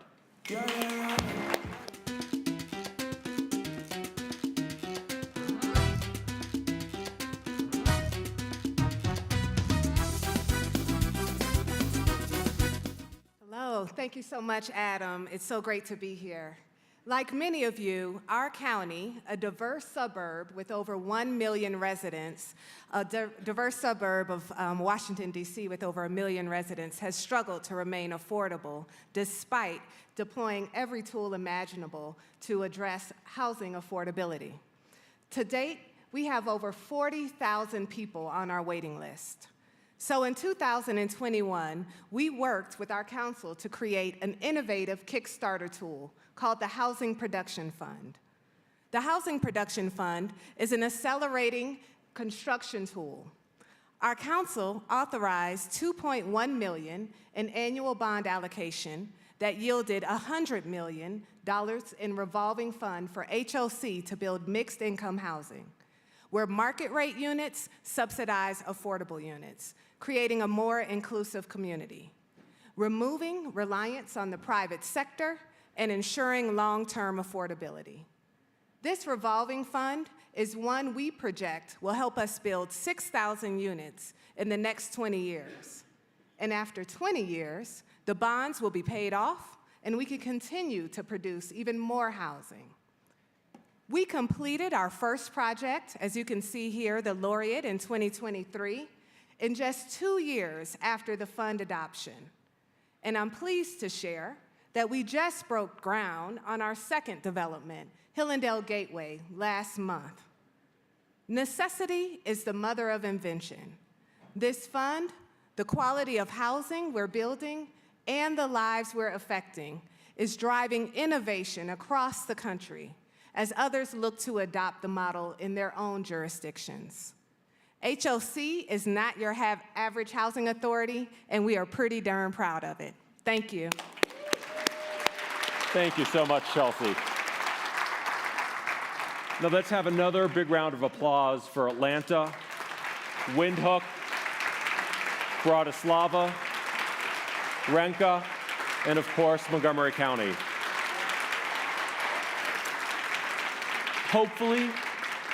Hopefully these ideas have inspired you. If you'd like to learn more about any of these programs or have a deeper conversation around housing, you can find our speakers on a break or join them tomorrow morning for coffee at the Affordable Housing Breakfast Chat at 7:45 a.m. in the lobby. Thank you so much for being here.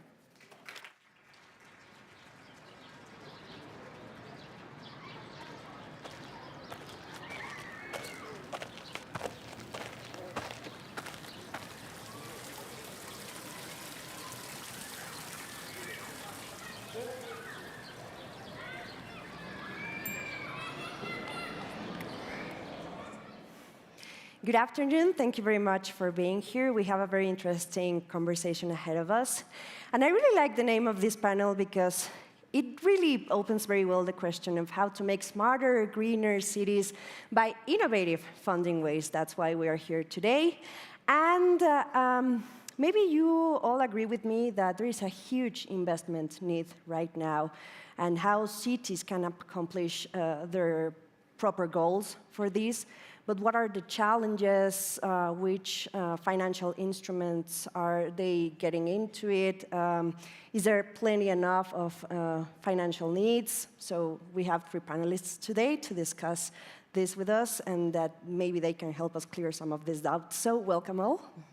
So Camila, I want to start with you, because green municipal finance holds the promise to revolutionize city governance. Briefly, and in simple terms, please, for all of us, which are the trends right now when it comes to green financial instruments? Which are the ones being currently chosen by the cities? The most exciting ones. Which are they, and how do they work? Okay, thank you, Jimena. So let me talk about 2 key trends that we're seeing at IFC, right? And which are becoming, I guess, the core of asks when we deal with municipal governments. The first one is sort of use of proceed financing.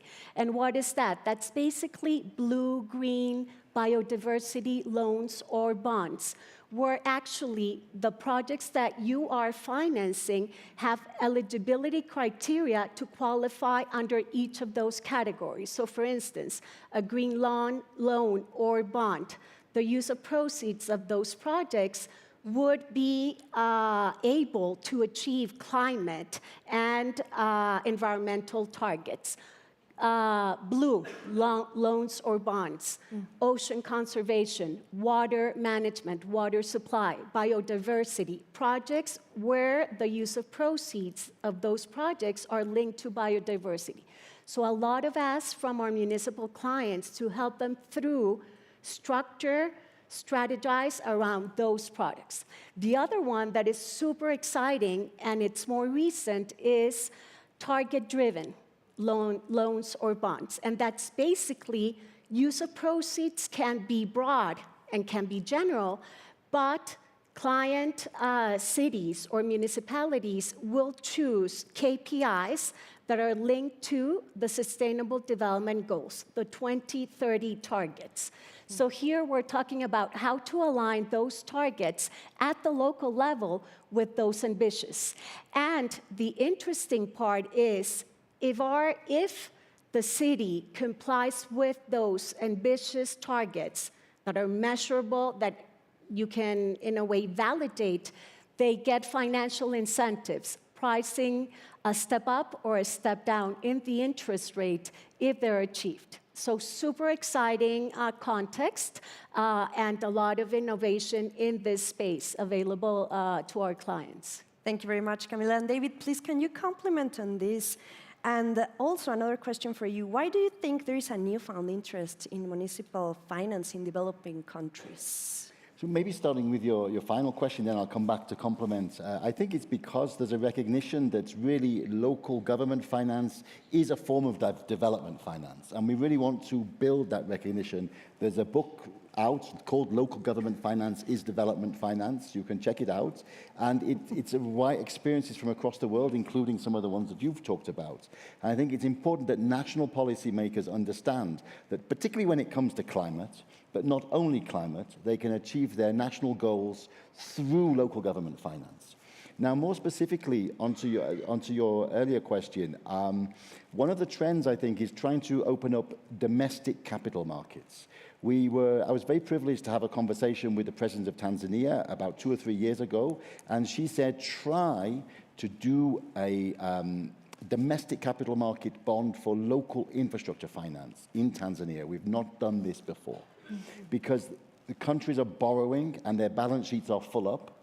The cost of capital is increasing, but if you unlock that domestic capital market in domestic currency, you can actually find a different way around the situation. So just recently, the Tanga Urban Water and Sanitation Authority, the city of Tanga in Tanzania, launched the first ever in sub-Saharan Africa green infrastructure bond in local currency on the local stock exchange. following some of the examples that you talked about. And in fact, this week, it's going to be cross-listed in the Luxembourg Stock Exchange, which broadens and deepens the liquidity. So I think domestic capital markets is one. Just very quickly, a couple of other things. Equity funds, there's growing number of equity funds that are looking at cities, and that's important because they don't necessarily involve debt. So that can help, although it depends on the legal and regulatory requirements.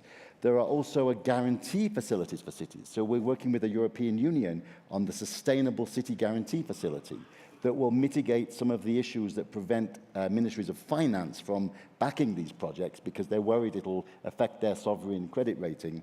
And finally, with regard to intergovernmental fiscal transfers, there are some mechanisms like the local climate adaptive living facility that can use fiscal resources for local climate adaptation.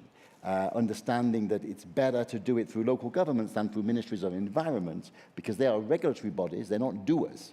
But the climate finance stays with them. The climate finance should be with the doers, who are the local governments. Interesting. And also here we have Antha Williams. Welcome. As the environmental lead for Bloomberg Philanthropies, I believe you have a very good scan of where do you find the challenge when it comes for cities to reach out for this kind of green financing. Can you tell us more about it and what still needs to be done? Yes, thank you. Thanks, Jimena. Es un placer estar aquí. It's wonderful to be in Mexico City, so thank you very much. I don't think it's news to anyone here that cities are facing a lot of challenges, not least of which is the impacts of climate change now here that they're having to deal with. So in addition to all the budget pressures that we've heard and the services that mayors are on the hook to deliver, the impacts of climate change that we're seeing are worse and more costly than even the climate models anticipated. And so in that squeezed fiscal space and the reality that storms and droughts and heat waves are coming faster and more furiously, it just becomes a more urgent need to both build the infrastructure that's going to lower emissions while being climate smart to withstand what's coming at the exact same time. I think in addition, there are non-climate related challenges that many of the cities that we work with face. And again, I think those are well known to the group of people here. But for example, only 44% of countries in the world allow cities, local governments to borrow without sovereign guarantees or approvals. In addition, cities in the global south face a myriad of other challenges, including short tenor and high interest rates and all of those challenges. And so I think as we think at Bloomberg Philanthropies about the strategies within finance to help cities, we think both about the interesting models and mechanism and instruments, but also about the advocacy to help cities speak with one voice and get more fully included in the global discussions in national governments' climate plans, including investment plans. And we also work to convene and bring together investors with cities and figure out those platforms where pitches can happen. I think a couple places where we've seen new innovations that are exciting are within thinking about the city's existing budgets and revenues that is available. And one tool that I would point to on that to support climate goals and attract investment is climate budgeting, which a number of cities have now taken on. It's emerged as a tool for mayors to identify new sources of funding for climate-smart infrastructure, but also to work laterally across agencies within a city. And so in examples like Oslo, where the city began to utilize the climate budgeting as a tool, it became clear that their own domestic construction was a major driver of emissions and also spending.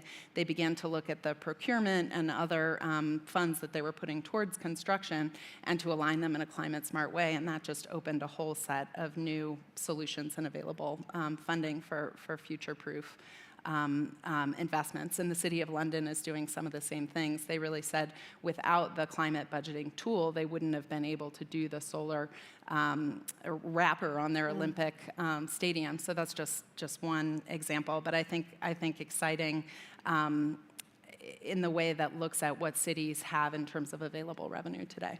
I see. Antha mentioned Oslo, London, but Camila, David, whoever wants to respond, you have worked already with other cities. What are the challenges? What were the innovative solutions with the ones you worked with? I think these are really good examples that Anta talked about, and with regard to the climate budgeting, it's very important. The local climate adaptive living facility that I referred to is really for developing countries, but what it enables is the central government to get resources perhaps from the Green Climate Fund or the Adaptation Fund or some other global source of climate finance. But instead of spending that centrally, they then pass it to their local governments, who basically do a form of climate budgeting and spend it locally. And it's been proved to be more effective in reducing climate risk because, in fact, who has the mandate and responsibility for most of climate adaptation, which is a public good, without which the private sector cannot work, is local governments. So it's the many, many, many thousands of little investments in drainage and that kind of thing that can be done better through local government. And then the mechanism has a kind of quality assurance to make sure that the money is well spent. You also mentioned a couple of things which I think are critical, the short tenor, the sovereign approval required, and then the interest rates. And we hope that things like the Sustainable City Guarantee Facility will help to address the sovereign approval because it will provide more comfort. And then in terms of the tenor and the interest rates, I think this is a critical issue. I mean, the Tanga water bond that I mentioned, it was oversubscribed on the stock exchange of Dar es Salaam, but it was quite expensive, so it had to be a very viable project. So if you look at in the developed world, a lot of the critical infrastructure was 50-year bonds, 100-year bonds, very low rates. The London Underground, I think it was like a 70-year bond or something.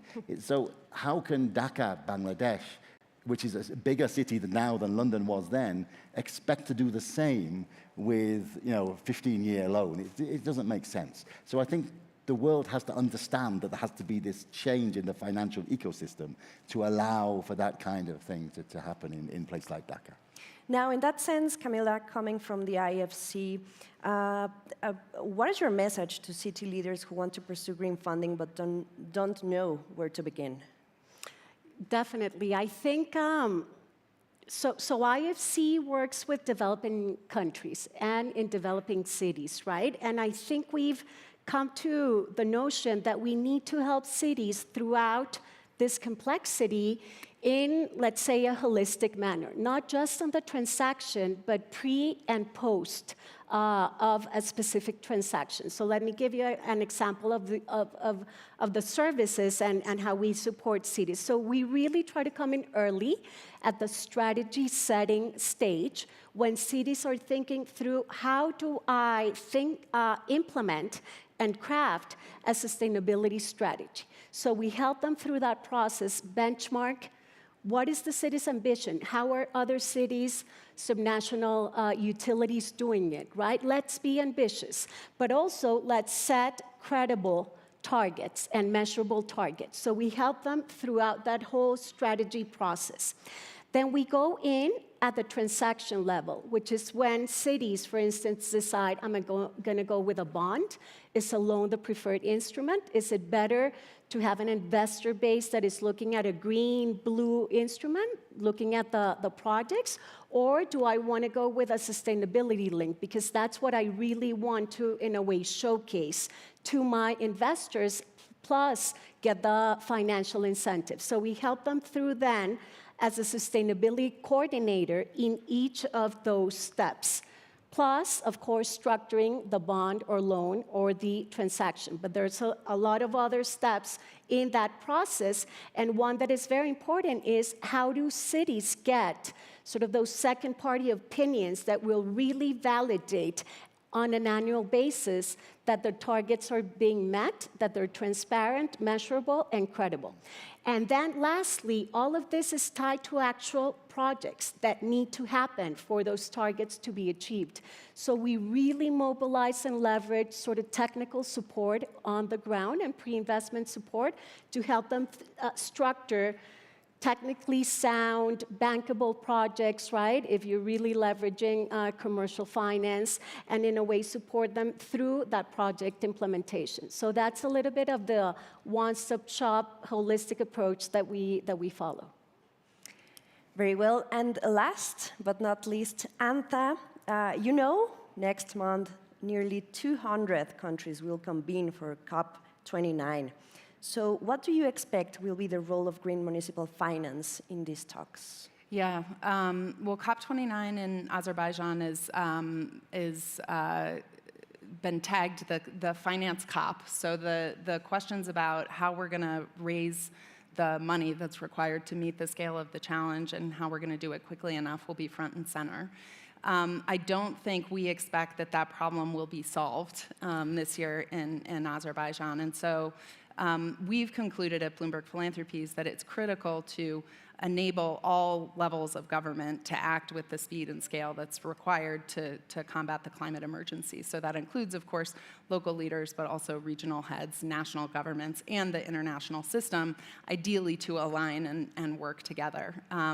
In that regard, we've supported for the first time, starting at the last COP, COP28, an initiative called CHAMP, the Coalition for High Ambition Multi-Level Partnerships, which has gotten 74 national governments to agree to better incorporate municipal action into their national climate targets and investment plans.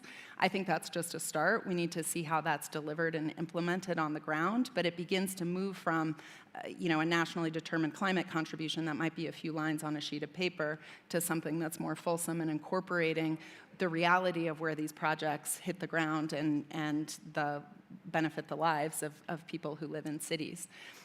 We're actually also really pleased to announce today a partnership with Urban 20 to produce an event with the city of Rio in advance of the G20 in Brazil next month, again, in advance of COP, to bring the urban financing agenda more front and center.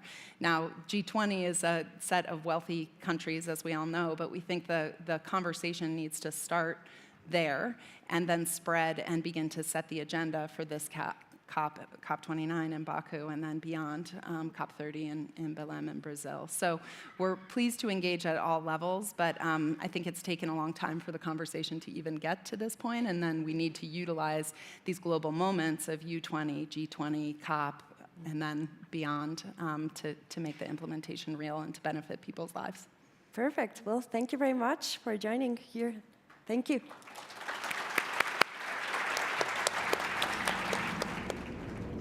Próxima estación, Zócalo.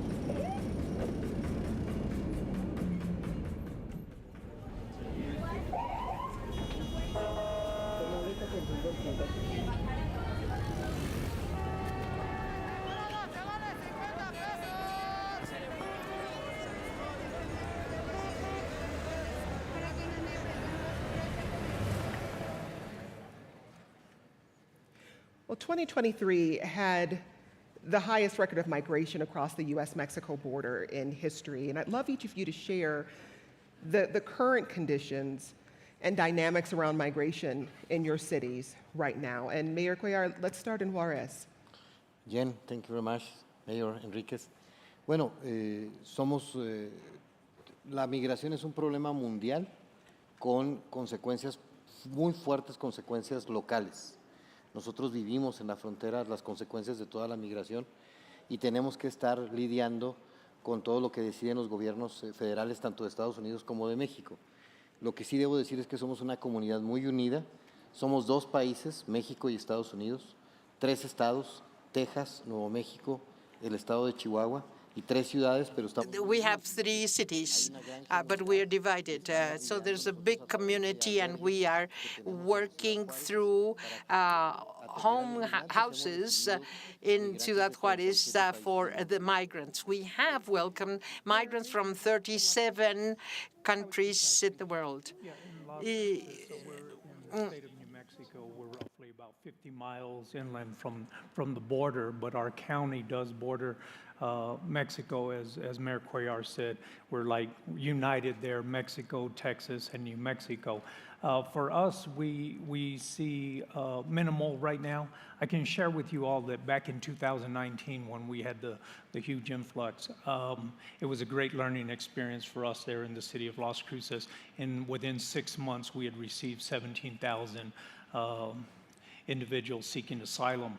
And it was all hands on deck for our community as well, our city, our county, our NGOs, our faith-based organizations, and all the members of the community that volunteered and came out to help. And we assisted with sheltering, we assisted with medication, food, and travel arrangements for these individuals. Today, we see less. There's some days we'll see 40, 50 a day coming through, and there's some days that 400 will come through. But we have learned from that, and we do have a faith-based organization that is handling that, where the city and county are on standby if any additional resources are needed. Well, Mayor Cuellar, you've only been in office since January. Pardon me, Mayor Enriquez, you've been in office since January, and prior to that you were fire chief, and so you have some practical hands-on experience. What did you learn from your time as fire chief that you're applying now as mayor? Well, a lot of that is answering the call, first of all. But, you know, that when I go back to 2019, I was the fire chief with the city of Las Cruces and was put in charge of the asylum refugee program. So collaborating, connecting with all the individuals, the agencies in our community, and especially El Paso, Texas, which we were helping each other, and they were the hub for the transportation. So all these things that we've learned of how to connect and how to collaborate and work together with issues has helped me. Mayor Cuellar, how do you ascertain the needs of migrants, what they need, and how does your city work to try to provide that support for them? Bueno, tenemos varios albergues. El gobierno municipal tiene We have several shelters. The municipal government has one shelter. We have decided in the government to always remember the rights of the migrants. They have a right to education. There is a school, right to health. We have medical care. They have a right to recreation. And with the support of several institutions, they may do some sports. Of course, the right to be fed, of course. So it's an issue of rights. What we have seen in Ciudad Juárez is to give them rights. They are human beings, and we respect their rights. This is how we are looking at these problems in the shelter, but also in the federal shelter. We take care of rights. I have said before, we have received migrants of 37 countries. They are looking for the American dream, and once they get there, what they want to do is to cross to the other country, to the U.S. So we want to respect them and their rights while they are in Ciudad Juárez. Ascertaining what migrants need and how your city can best support them. Yeah, a lot of the same things as Mayor Cuellar stated is they're not held captive. So any resources that they may need, like whether it's shelter, whether it's food, whether it's treatment for illness or injuries, not holding them captive, they have a choice, but helping them with their travel arrangements is really primarily what they're looking for, and assisting them with those arrangements is what creates a good working relationship. Now, as I said, you're newer to your role. You've been in office for about a year. Talk about the importance of relationship building between one another as mayors, and I'll start with you. Oh, there's a lot. Like we said, we're united there in the area. It's great, and I appreciate Mayor Cuellar for connecting and inviting me to some of his events. I had the opportunity and the pleasure of seeing him have his informe. It's basically the State of the City address that he held, and there's like 20,000 people. And yesterday in our innovation and our meeting yesterday with the mayors, we talked about being the voice. I can truly say that this man is the voice of Juárez, and it was great to see and to be a part of that, and being engaged was great. So I look forward to the opportunities, whether the resources, economic development, immigration laws, and workforce, and those things. It's very important that we work together and have that collaboration. And Mayor Cuellar, how important is it for you to have a partner on the U.S. side of the border who's also a mayor and doing the same work you're doing? Bueno, primero agradecerle al Mayor Enríquez lo que ha dicho. I like to thank Mayor Enriquez, everything he said.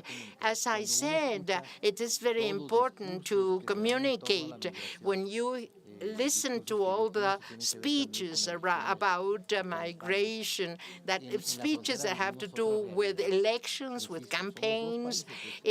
Along the border, we are a community. With Mayor Enriquez, we have a wonderful relationship with one who is a mayor in El Paso also. You listen to the speech of hatred, attack, the migrant, all those things that are being said during the elections campaigns. But we are in a different reality. We are very well communicated one with the other. And we cannot always be so close because many decisions are made by the federation, not by the cities. But the question is, how important is this for us? It's very, very important. I am very proud, not only of being from Juarez, but of being this community, the community Paso del Norte, Las Cruces in New Mexico, Ciudad Juarez, El Paso. We communicate, we coordinate one with the other. Mayor Enriquez, you alluded to the economic relationship between your cities. And while we hear a lot about migration and immigration, help us better understand the economic bonds between your cities. Like I said, you mentioned, I'm fairly new in the position of mayor, but I grew up in the area, so I've seen the relationship that Juarez has had with El Paso, Texas, and for years with the workforce. And helping El Paso thrive with economic development, with the workforce that comes over, with manufacturing and fabricating and things of that nature. And it's taken Las Cruces a little while longer. We're a smaller community, but now that we're getting the infrastructure in place, we can use that relationship and that help that has helped El Paso from Juarez, that can help Las Cruces. And so being more of innovated and with technology that's taken place, it would really help us and the workforce. As he mentioned, there are some federal laws and regulations, and it makes it more challenging. But I can tell you in the city of Las Cruces, 60% of our population is Hispanic. So we mirror a lot of the culture. So the similarities make it more of an ease of a transition to work together, but we still have those challenges of the rules and regs that take place. Mayor Cuellar, what would be helpful for national government to understand about the way your cities interact with one another as they're thinking about policies around migration and immigration? Pues buscar que se nos escuche, que se nos... We want them to listen to us. The U.S. Ambassador Ken Salazar has been very often in the border, but we could sit down and think of a binational plan to present to Washington and to Mexico City. It is an international problem. It is a worldwide problem with very deep impacts, local impacts. So with the Emerson Institute, we have spoken with them. It is clear that it's not only a local problem, but if they were to listen to us, we might present a joint definition. If the decisions that the Mexican or U.S. government make, they have a very big impact, and it is us who have to face people when they arrive into that Juarez to cross to El Paso. They are already there. We have to respect their rights. So it's something that has to be seen. Mayor. There is the federal laws that take place, but in our area, there are some things that we would ask that if we could look at seeing how we could work together with the things that are needed in our area. There are things, whether it's migration or whether it's visa, work permission, things like that could be expedited, would really be helpful. If we had a data center that developed and we didn't have the workforce, we could reach out to Juarez, Mexico, and see how we could get that permission that it wouldn't take years to accomplish. Those are the things that we would like to have working in our favor in our area. You're both leading under unique pressures and heightened political scrutiny. What specific leadership tools are most helpful to you as you're working to govern effectively? Mayor? Pues el tema de respetar los derechos, de ver la migración como una of the rights. Migration must be included in a topic of human rights, and something that has helped us a lot. Two main things: to respect the rights of migrants, and the other one, which is very important, is that we all have to keep the law, to respect the law. Perhaps I did say that perhaps some migrants would have to keep the law, but then one is not to discriminate. Some can keep the law, others cannot. So the other essential thing is to respect the rights of the migrants and to be understood that everybody has to keep the law. Yeah, as Mayor Cuellar has stated, doing the right thing. But as we talked yesterday and we met yesterday, trust is a huge component. Building the trust in the community, building the trust with the people in Juarez, the mayor will lead, the people in Texas, in New Mexico, to gain their trust and to get the correct message out, as we learned yesterday, is very important and very crucial to what we're trying to do. We get so many people that think that we're giving more to others and to our own residents, and there's a lot of misinformation that goes out during that time when we're just assisting, and it's all brought back or reimbursed, and whatever the case may be. But there's a lot of misinformation that goes out to the residents, and so we need to build that trust with everyone involved, and we have to send out the correct message for us. 10 years from now, what do you hope has changed? Mayor integración, y algo que me faltó decir es unidad, mantenernos en una comunidad. Unity, something that I missed telling you, for federal governments to understand better, to look at the border not only as a problem of migration, but as an area with an enormous political development and economic development possibility for both countries.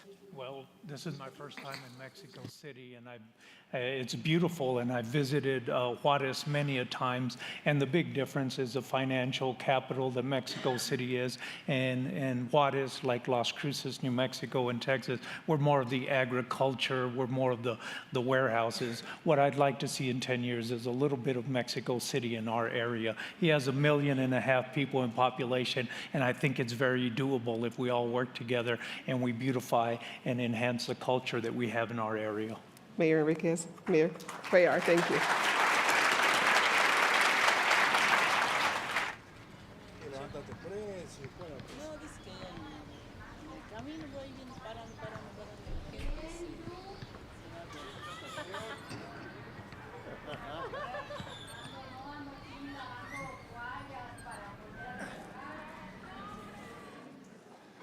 Okay.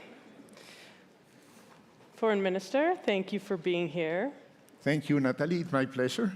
I don't know if everybody here knows, but before this most recent posting, you already had a very long resume. Usted trained psychiatrist, an academic, a diplomat, the author of more than a dozen books. You've served in numerous leadership positions in Mexico, from permanent representative of Mexico to the United Nations to Mexico's Minister of Health. And you mentioned this to me yesterday. You helped found the Aspen Institute of Mexico. Yes. And now you've just been ratified Secretary of Foreign Affairs under President Claudia Sheinbaum. So tell us what challenges this new role presents.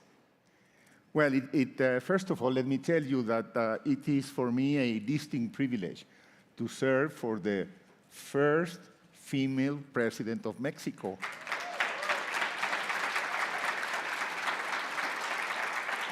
So I am very honored because she's also a scientist and is someone that has an extraordinary leadership, and she's made already very clear what her priorities are in foreign policy for Mexico. And of course, we will follow very strictly our constitutional principles of foreign policy, which basically are the principle of self-determination, non-intervention, and human rights, very much on the same line as the UN Charter and the universally accepted principles. So we will follow that, and of course, the international landscape is extremely complicated these days. I mean, we can go from the re-emerging of conflicts in many, many parts of the world, the armed races, and certainly the tensions, geopolitical tensions, trade tensions, and then we have these global threats to humanity, such as global change, that we need to address. So it is really a wide set of complicated elements that we will need to address with the help of our friends, of our partners, because Mexico is also part of the North American bloc, and at the same time, we belong to Latin America and the Caribbean as a region. So we have this opportunity of our geopolitical situation, which also has, of course, a lot of responsibilities. So I think most of it, Natalie, despite the complexity and being fully aware of what the responsibilities are, I think we have a great opportunity because we have a great president, and I think the years ahead are going to be good for Mexico and are going to be good for our partners, both north and south of our borders. Can you talk to us a little bit about how the Sheinbaum administration views Mexico's role on the global stage and what your priorities as foreign minister are?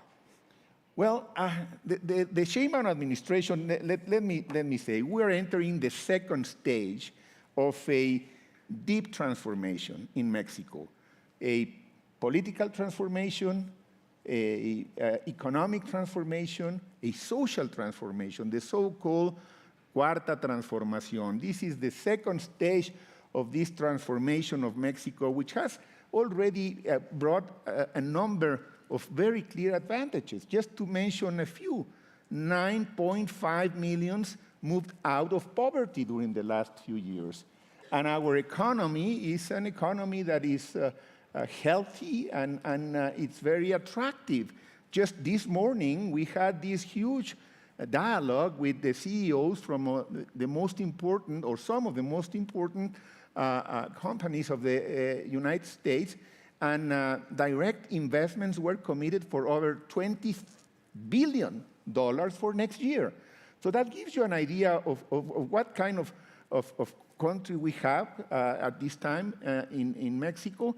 And of course, President Sheinbaum has advised us very clearly what should be our main objectives. And we need to make an effort to bring together the international politics and the policies of Mexico with the internal needs of Mexico. And of course, we need to keep growing in terms of our economy, but it has to be an economy with a clear social commitment. Moral economy is the way she is referred to our economy. So we hope that these opportunities, nearshoring, taking advantage of belonging to one of the most powerful and dynamic markets in the world, will bring also prosperity, shared prosperity, la prosperidad compartida, which is the main purpose of all these efforts. Because at the end, yes, it is important nearshoring, it is important the direct investments, but what for? It is important to bring better conditions of living to the people of Mexico, and in the case of North America, of the United States and Canada as well. I want to talk a little bit about the relationship with the U.S. Mexico is the largest trading partner of the United States, surpassed China. What is your view on cross-border collaboration on the range of challenges that the two countries confront, from fentanyl to migration? Again, it is it's a complex relationship, but I think the positive sides of it overcome the others that are complex, but not necessarily unable to be addressed more effectively. Let me just come back a little bit to the trade relationship that we have now with the United States and with Canada, because North America represents 5% of the global population, the three countries. But the three countries represent 30% of global trade. So I think here we have a very strong, a very powerful relationship that we need to take fully advantage of it.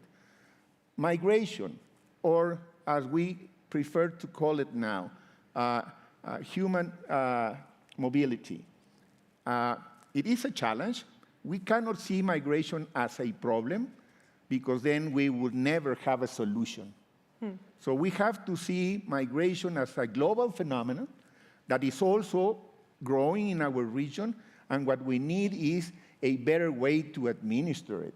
We need to make migration regular. We need to take very clear responsibility for the human rights of migrants. Migrants are not criminals. Migrants represent a very powerful and productive force. Just take a look at what migrants are doing in the United States with their contribution to the US GDP.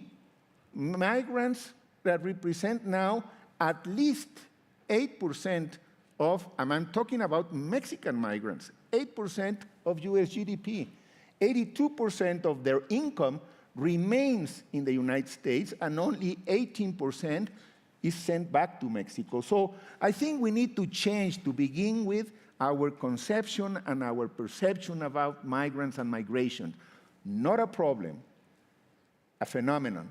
Therefore, it's not something that is going to have a solution, but it needs to have a much better administration. These are human beings, need to be treated as such, and we need to provide them with opportunities, because they've shown in many parts of the world, including our region, that they can represent a very important and productive component of society.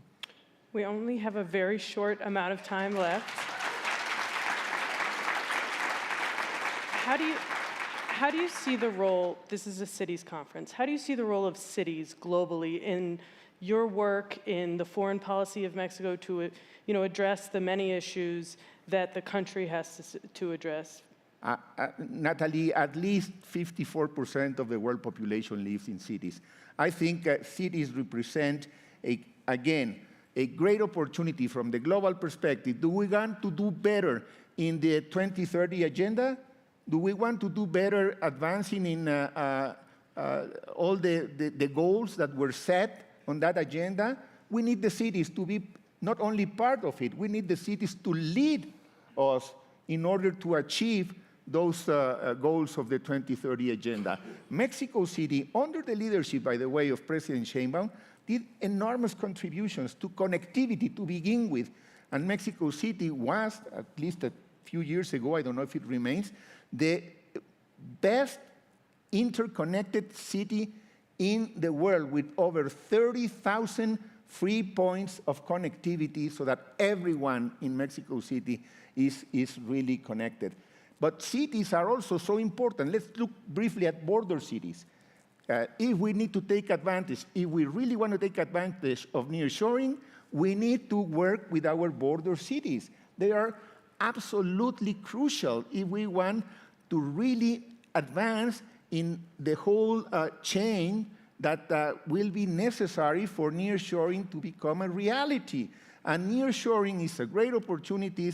Cities must be in the front line for nearshoring in Mexico and North America in the following years. I see no other option than working very much closer with cities in order to achieve these very legitimate and viable goals. We need to work with the cities.